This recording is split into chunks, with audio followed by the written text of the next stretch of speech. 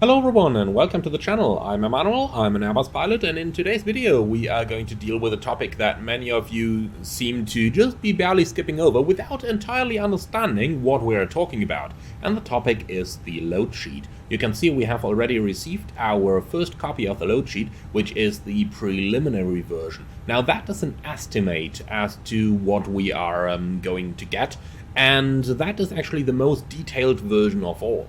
Now let's start the video though by saying that load sheet can come in lots of different versions. For example, you might get load sheets looking like this, but you might also just not get preliminary versions at all and just get a final one, or some airlines might even still be operating on a paper load sheet. Now, the airline I fly for example, does not send preliminary load sheets, but they do send some preliminary weight info, which only includes zero fuel weight, takeoff weight, and the takeoff CG, which is the most important data for you to calculate your takeoff data and make last-minute performance adjustments as necessary.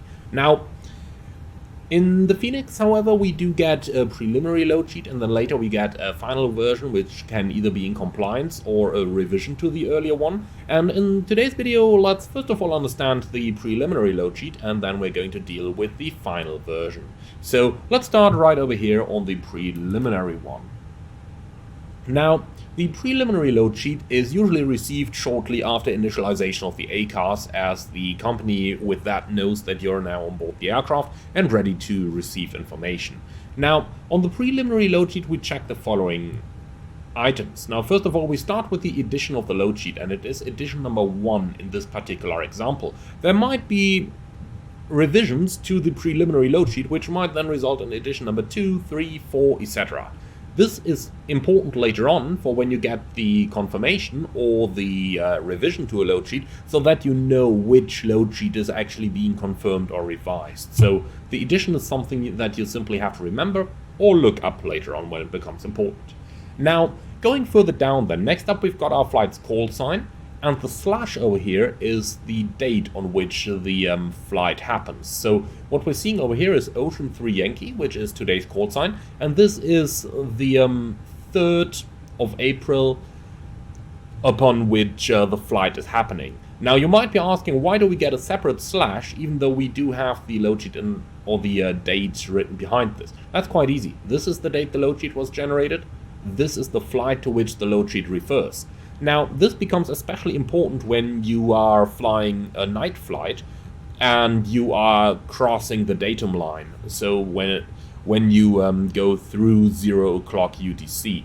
In that case, you might get a load sheet generated on the next date, but referring to the flight of the previous date. So let's say our flight was scheduled on the 3rd, but due to a delay we depart on the 4th. Then you might get the 4th April showing here, but still referring to the flight generated on the on the 3rd.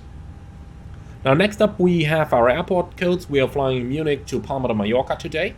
Then we've got the aircraft registration, and in this case we are sitting in the Alpha India Uniform Whiskey. Now this is quite important. This needs to match the airplane that you actually sit in. Now this is important because different aircraft across your fleet might be equipped differently, and therefore, the entire weight and balance data might be off if a wrong registration is noted.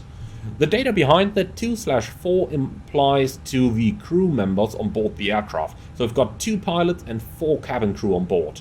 And note that this might be different, for example, when you are being line checked. Then you might have a 3rd pilot on the jump seat, and of course his weight needs to be taken in account. Therefore, then you might see something like 3/4. Or when you've got a new cabin crew on board who is being trained, then it might read something like 2/5.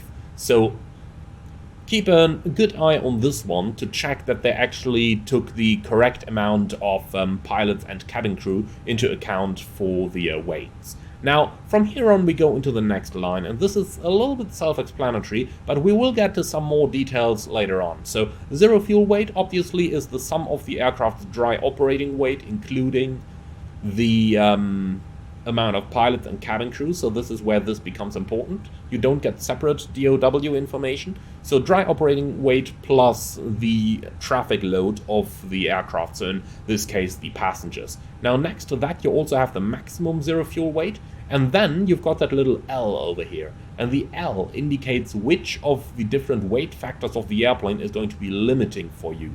Now, in our case, we are not limited by takeoff weight, we are not limited by landing weight, therefore we are limited by zero fuel weight.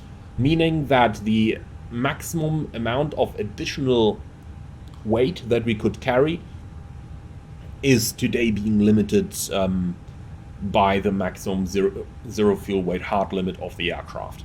Below that we've got our takeoff fuel, and we will talk a little bit more about that in a few moments. And then we've got the takeoff weight down here, and we also have the maximum takeoff weight. Note that in here you see the maximum structural weight.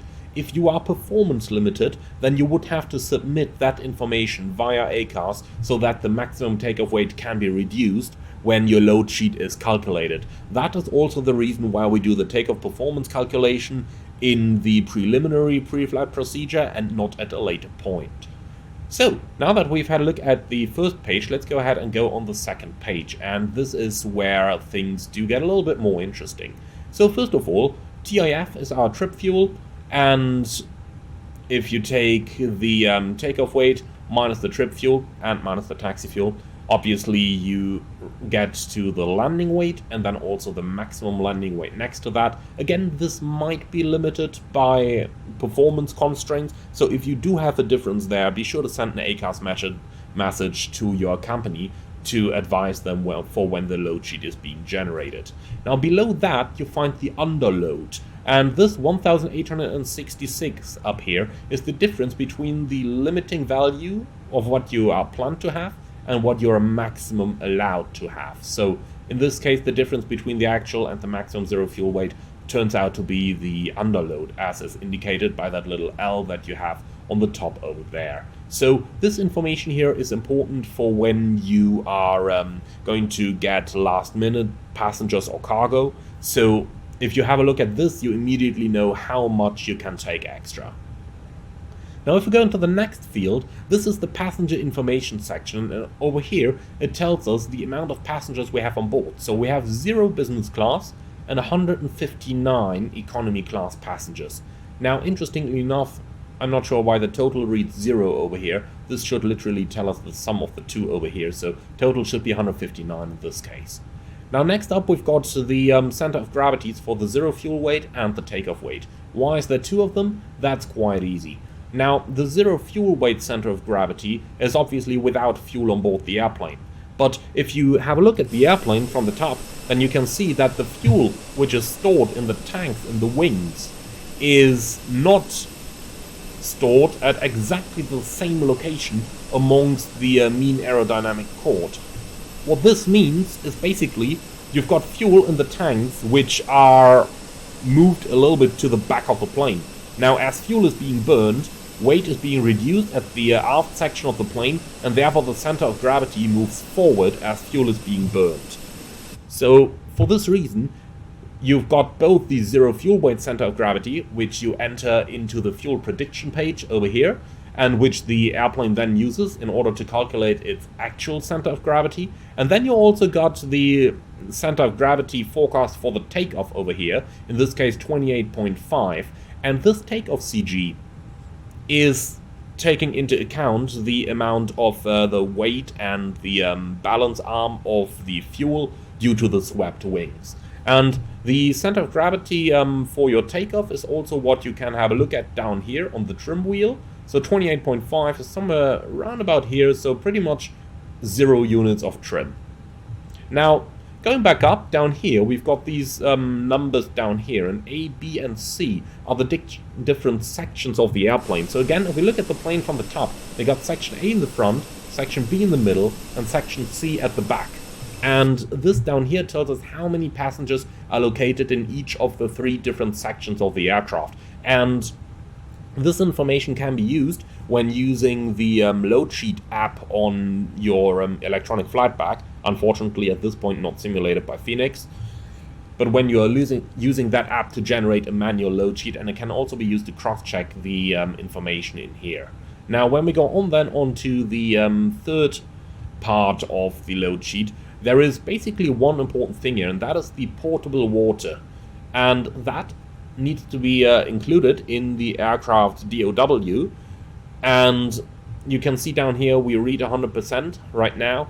So this is the important message over here. Now, when you are initializing the ACARS in the real world, then you do send the information of how much portable water you have on board to the company so that the load sheet can be generated correctly, taking into account the correct amount of water.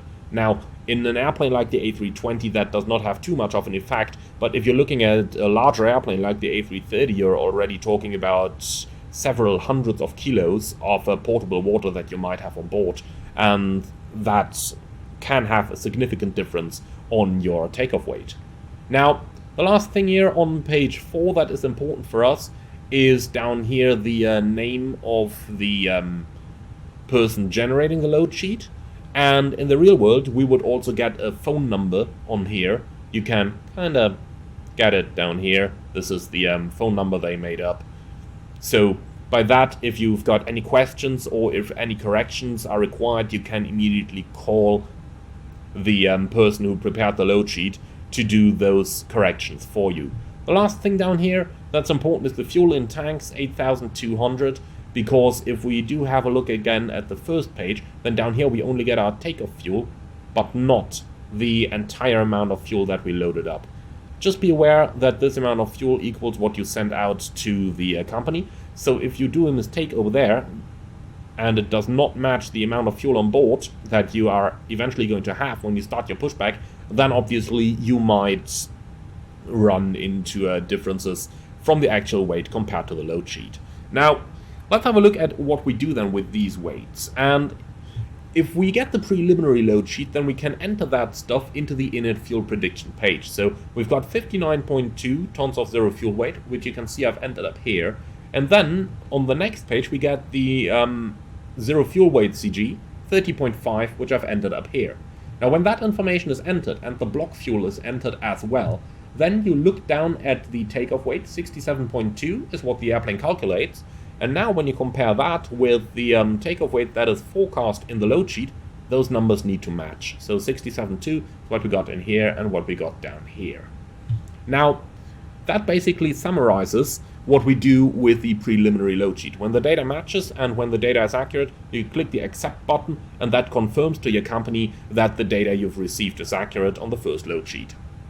Now, you will notice that even though we have gotten the information about the takeoff CG in here as well, in the FMS preparation we would not actually enter the amount of trim. So this is actually incorrect over here. I sent this automatically through the